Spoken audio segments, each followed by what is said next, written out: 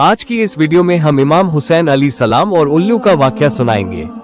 उल्लू परिंदे से लोग नफरत क्यों करते हैं? क्यों लोग इसे देखना पसंद नहीं करते? आज हम उस परिंदे का जिक्र करेंगे जिसे लोग पसंद नहीं करते।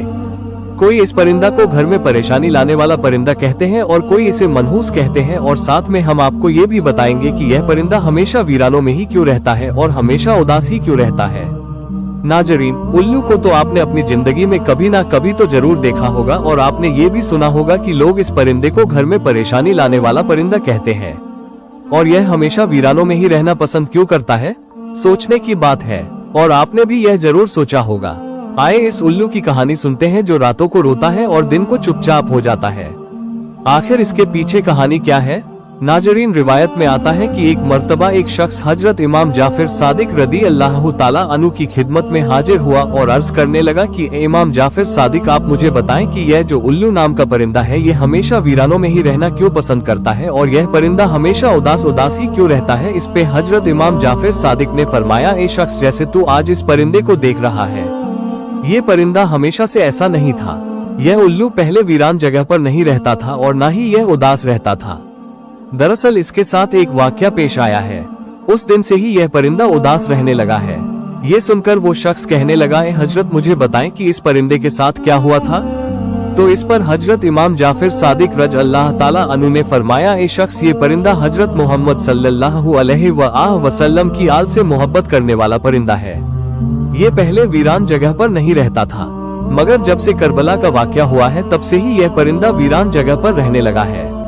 जब इस परिंदे को पता चला कि हजरत इमाम हुसैन अलैहिस्सलाम करबला में अपने खानदान के साथ रुके हुए हैं, तो ये परिंदा 9 मुहर्रम की रात करबला के मैदान में जा पहुंचा और जाकर हजरत इमाम हुसैन अलैहिस्सलाम से अर्ज करने लगा, इमाम हुसैन अलैहिस्सलाम, मेरे लिए क्या हुक्म है? तो इस पर हजरत इमाम हुसैन अलैहिस्सलाम ने फरमाया, ए परिंदे, तुम यहाँ से चले जाओ, क्योंकि कल जो इस मैदान में हजरत मोहम्मद सल्लल्लाहु अलैहि वसल्लम की आल के साथ जो होने वाला है वो तुमसे नहीं देखा जाएगा। तुम इसको बर्दाश्त नहीं कर सकोगे। ये सुनकर उल्लू कहने लगा, या इमाम हुसैन अलैहिस्सलाम, मैं यहाँ से कहीं नहीं जाऊंगा। जब वो परिंदा जिद करने लगा तो हजरत इमाम हुसैन अलैहिस्सलाम ने उस परिंदे को वहाँ रुकने की इजाजत दे दी।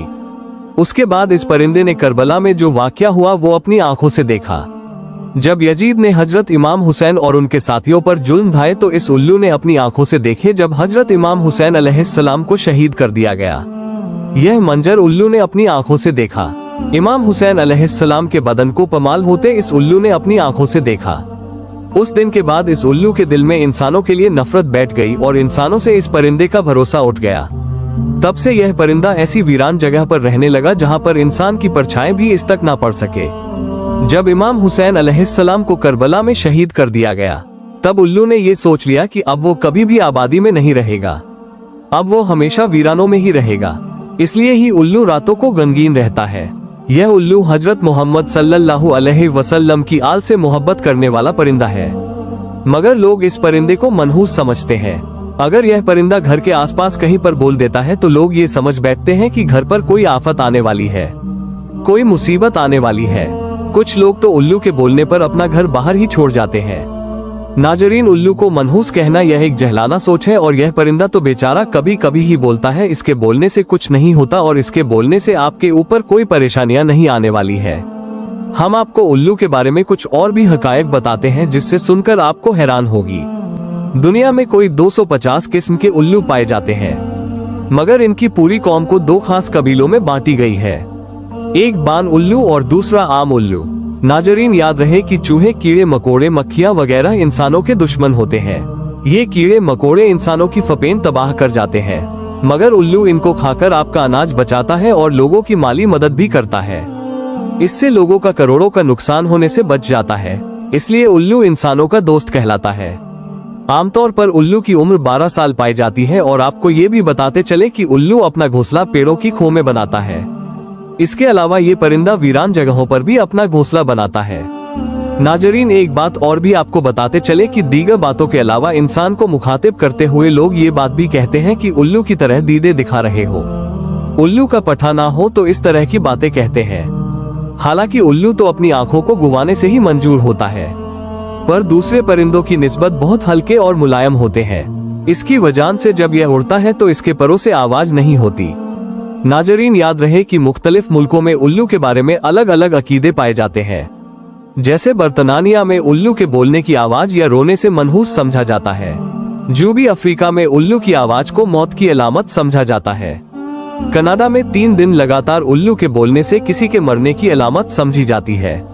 अमेरिका में भी ज्यादातर उल्लू का देखा जाना मनहूस समझा जाता है।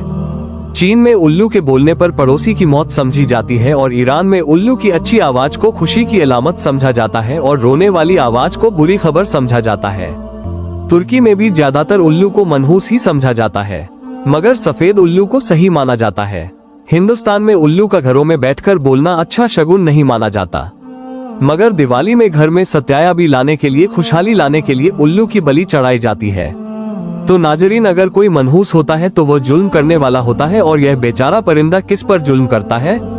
ये बेचारा तो किसी का कुछ भी नहीं बिगाड़ता, तो लोग इसे मनहूस समझते हैं। तो नाजरीन, हर मखलूक को अल्लाह ताला ने बनाया है।